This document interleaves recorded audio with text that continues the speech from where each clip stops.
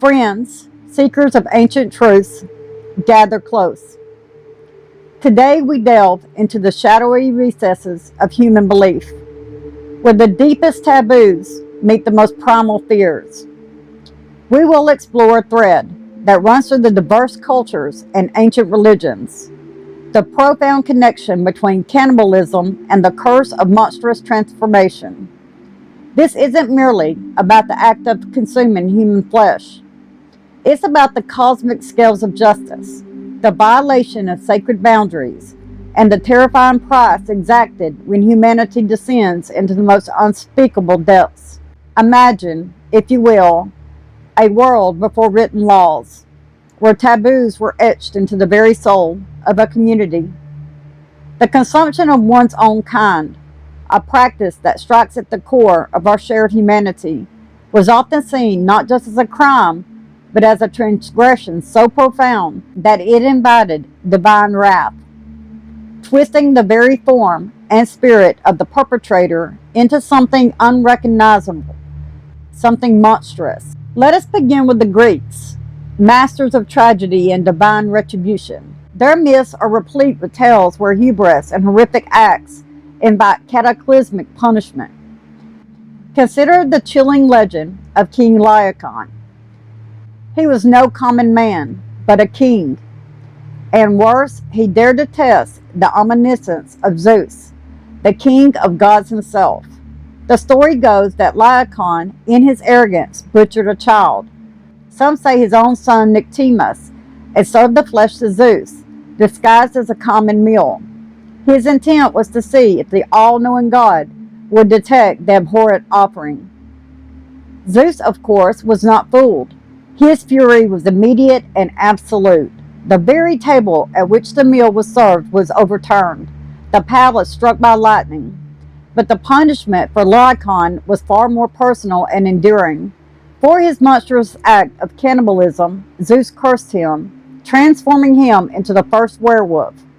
No longer a man, but a beast, driven by insatiable hunger for human flesh, forever howling at the moon, a living, breathing testament to his heinous crime.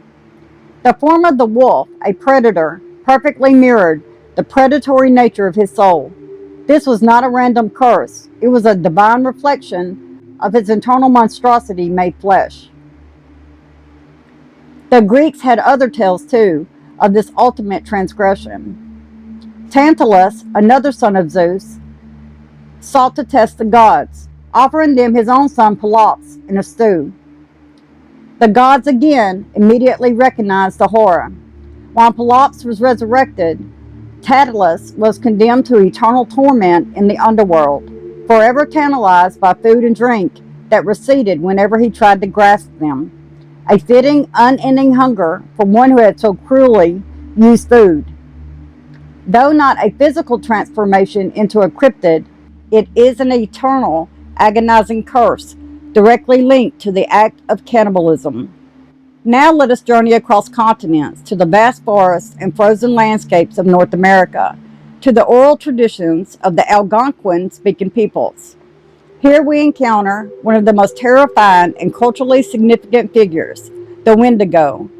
The Wendigo is not merely a monster, it is a spiritual entity, a cautionary tale, and a horrifying consequence.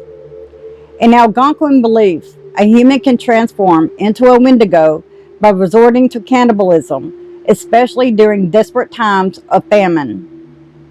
It's a dire warning against selfish consumption and the violation of deep communal taboos.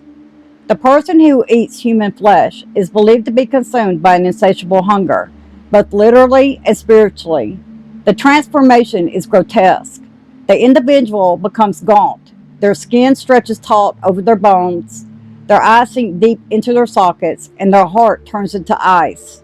They grow taller, their lips recede, revealing jagged teeth, and they are driven by an unending ravenous craving for human flesh.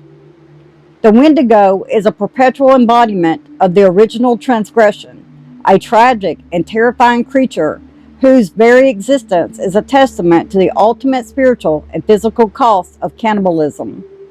It is a creature born from a human act, cursed to embody the very hunger that led to its creation. These stories from distant lands and distant cultures share a commonality. They suggest that certain acts are so fundamentally wrong, so profoundly against the natural order, that they invite a radical, terrifying punishment. The transformation into a creature, a werewolf, a wendigo, is not just about vengeance. It's about the perpetrator becoming a living, breathing symbol of their transgression.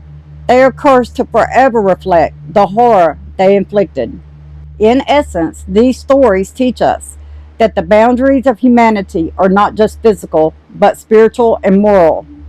To cross the line into cannibalism is to shed one's humanity, and in doing so, to invite a fate where one's very form becomes a prison, a grotesque monument to a soul consumed by darkness. The fear of the monster in these tales is intertwined with the fear of becoming one, a stark reminder of the sacred value of human life and the dire consequences of its ultimate desecration. I hope you enjoyed this little lesson on cannibalism. Have a good day, guys.